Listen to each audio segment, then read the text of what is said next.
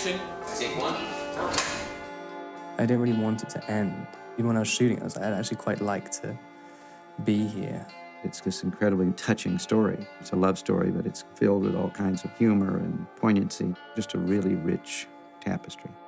It's first love, it's lost love, it's people who have forgotten how to love. It's about working out what life is all about, and maybe not coming up with the answers, but approaching an answer. It goes so deep into how people really feel about each other. I love her. You toss that word around like it was some kind of currency. You have no idea what it means. Here are young people, and there's a great sensitivity about them. They're really good characters. It rings very true. The drama, the tragedy, the fun stuff. It's a deep tragedy on a perfect blue day of a story.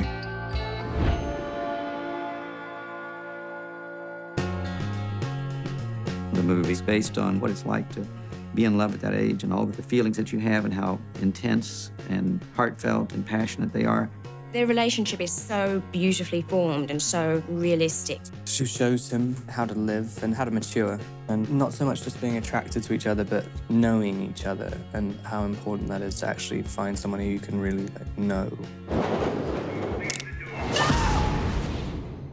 Each of them have had family tragedies that have left them wandering a bit in life. That's sort of something that they bond over. In a lot of ways, it's to do with how people deal with the later stages of grief and how it affects a family. It's a very interesting, fabulous family. They're very privileged in one way, but yet they're struggling and they go through a lot. Every character in this has a little damaged aspect of themselves, which I think anybody that's honest has to recognize in themselves. Tyler wants his father to behave in a certain way which he doesn't even really know what it is, and so he's never going to be satisfied with it. That's all there is, Tyler. That's all there is? Not enough. He wants the best. He just doesn't know how to express it to his son. These are all grudges and grievances which he's held for years, and they've all just been not even simmering, but they're just old and they've had the same fights before. He's sick of having the same rages. It's an interesting age to follow a character.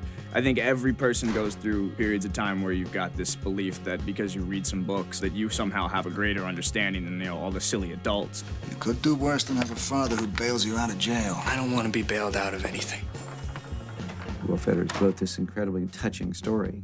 It just had so many elements. It was funny, and it was poignant and sexy. He just wrote an amazing first draft, which totally blew me away. And I said, we have to make this movie. I've never done anything with young people, and so I thought there was a chance to tell the truth about what it felt like, and I thought Will caught it. What I first liked about it is the way Tyler spoke. I had a voice kind of immediately. You know you can't smoke in here. Why'd you have an ashtray? It's a bowl. It completes the room. I guess it was just here to tease me. The script was written in such an honest way that you really feel for these people. I mean, every time I read the script, I cry. It has such a heart. The running joke with my wife is, if I read it and it says on the front page, we open in New York, I go, I like this script. In this case, as it turned out, I did like the script, and I wanted to continue to push for the script and the story to be as truthful as I knew how to make it, and place this as truly in the city as we could. Everything for him has been about authenticity and getting the script and the story to a place where people can see this and believe these people came from New York. Going to Queens. Don't want to hear about it. It's a New York story. It's somewhat a love letter to New York. Where else could you shoot it? We really tried to embrace the city as we know it was at the time that the story takes place.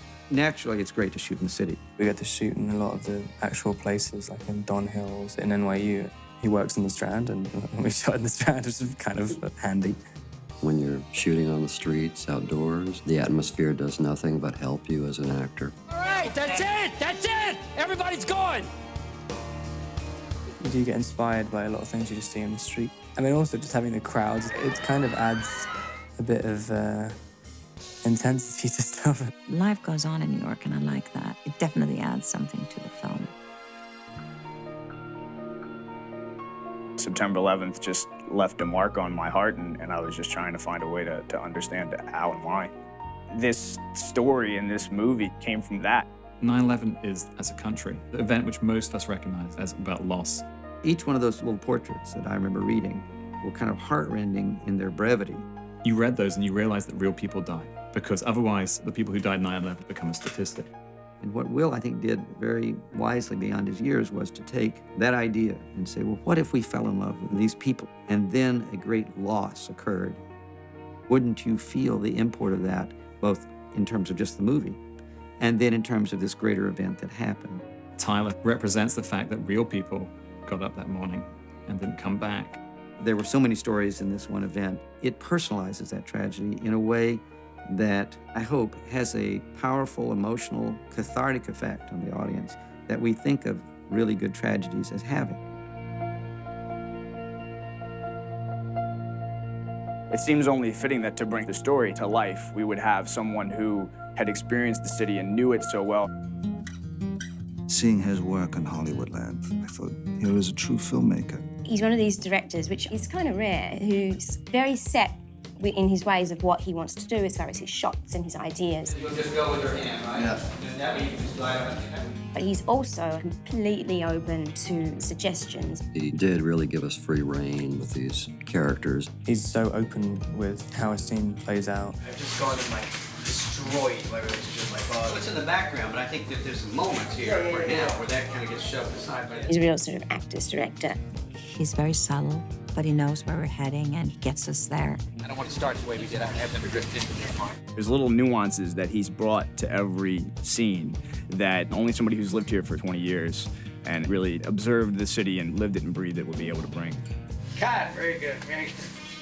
Because it happens in the recent past, we didn't want to emphasize that. So we decided to play it very simply, visually. I worked very closely with Jonathan Freeman, who's the cinematographer. And we ultimately came up with the idea that it should just simply feel real.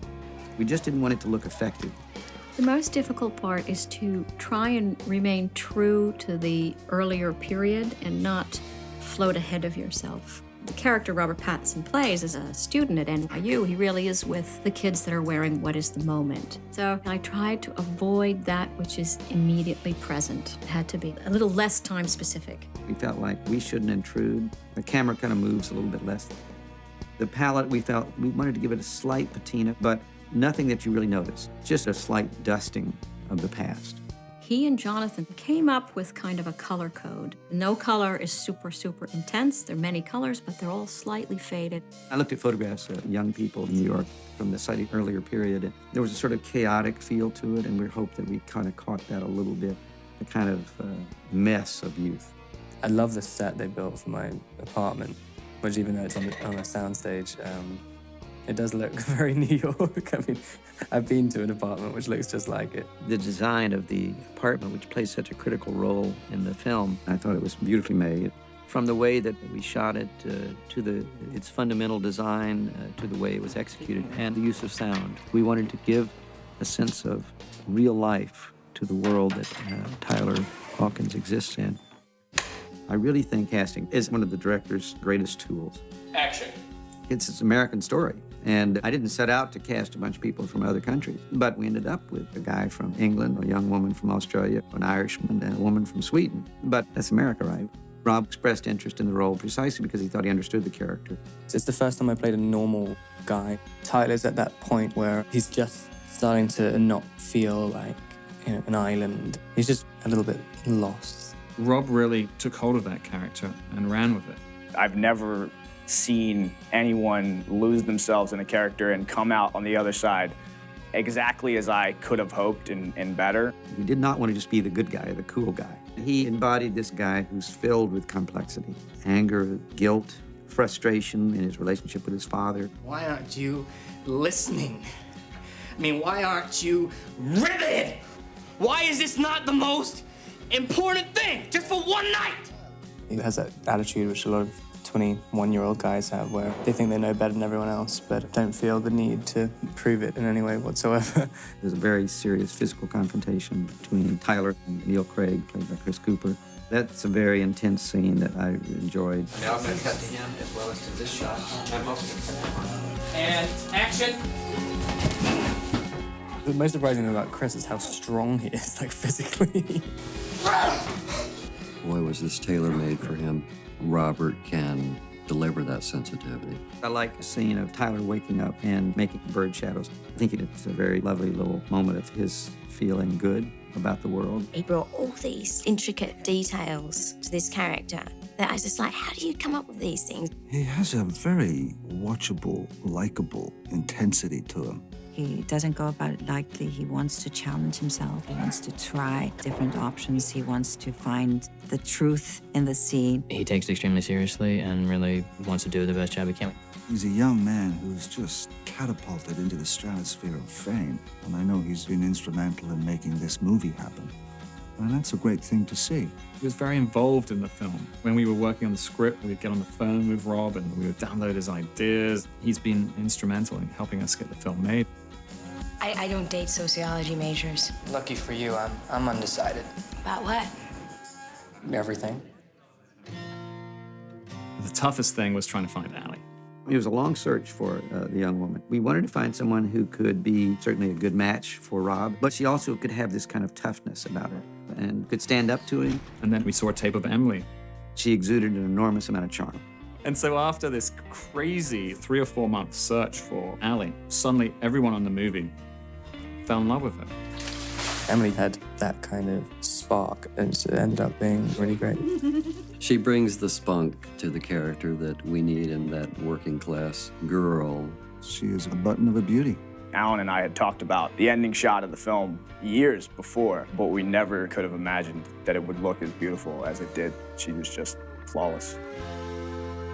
I feel like the casting of all the minor roles really creates the complete tapestry. And that's an area that I really take a great deal of interest in. If those are all just right, then that world seems to be complete and people accept it as real. Everything we did with Ruby Gerrans, who plays his younger sister Caroline, was a delight. She's really great. She has something about her which is really easy to play off. You smell like Listerine and beer. You can just literally watch her and you're completely unaware you're in a scene. She's a little scene stealer. She has this adult kind of confidence. Why do you think Dad doesn't want to listen to me? Dad loves you. So, you can love someone and not want to spend time with them. Yeah, you got that right.